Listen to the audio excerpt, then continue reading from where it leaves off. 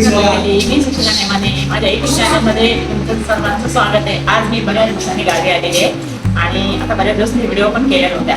तर आज माझ्या बहिणीने मला जेवायला बोलवले. तर आज आपण बघूया काय काय बनवलंय ते मी तुम्हाला सर्व दाखवणार आहे. आज आमचा कोंबडी वड्यांचा बेत आहे माझ्या भाजीकडे.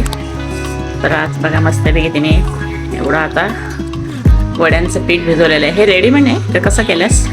नाही, तांदूळ भाजून घेतलेले आहेत आणि तांदूळ भाजून घेतले थोडेसे. हां, थोडेसे भाजून घ्यायचे, थोडेसे भिजवायचे. आणि काय काय साहित्य टाकलं त्याच्यात? मेथी, धने, अच्छा, उडदाची डाळ, हां हां, बडीशेप.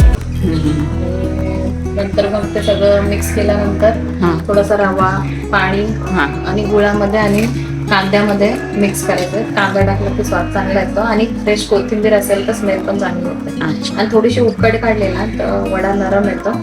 जेणेकरून आजकाल बोलतात ना की वडे कडक होतात किंवा काय होतात आणि आपली आधीची जनरेशन, आपल्या आजी आजोबा यांना खाता येत नाही, तर ह्या गोष्टी खाता येतील अशा आहेत. एक उकड काढली तर म्हातारा माणूस सुद्धा खाऊ शकतो. ओके. आता या वड्यांसोबत मग काय चिकन आणलंय की मटन? चिकन आहे आणि थोडेसे तंदूर पण अच्छा, बटाटा घालून एकच असा मालवणी पद्धतीचा रस्सा त्याच्यासाठी आता चिकन वगैरे आणलंय का? चिकन वगैरे आणून ठेवलंय. चिकन हा एवढा वाटण केलाय. त्याच्यात काय काय घेतलंय या वाटणामध्ये? खसखस, हा, लाल मिरच्या, खोबरं, लसूण, आलं, कोथिंबीर थोडीशी. हा, आणि खसखस घेतली का थोडासा म्हणजे आणि कांदा वगैरे भाजून घेतलाय. कांदा वगैरे सगळं भाजून घ्यायचं.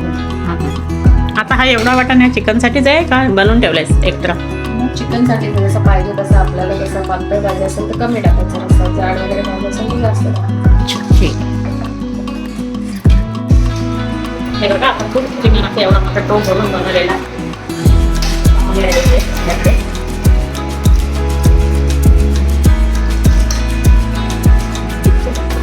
आता बघा सगळं बनवून रेडी झालेलं आहे. तर आता छानसं असं चिकन बनवलेलं आहे, वडे बनवलेले आहेत, इकडे अंडा एक बॉईल करून ठेवलेला आहे, कांदा, लिंबू, भात, पापड, खारवाडी. तर आता कसं झालेलं आहे ते मी आता टेस्ट करून तुम्हाला सांगणार आहे.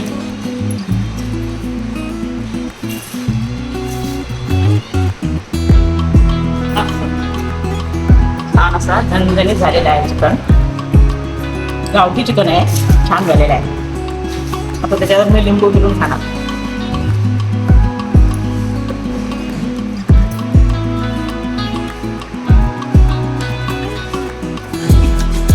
लिंबू पिल्यानंतर तिखट वगैरे असेल किंवा काय जे उग्र वास असतं नॉनव्हेजला, त्यामुळे ते कमी होतं. छान झालं, मस्त. मग अशी तंदूर घरी ते पण भारी होते.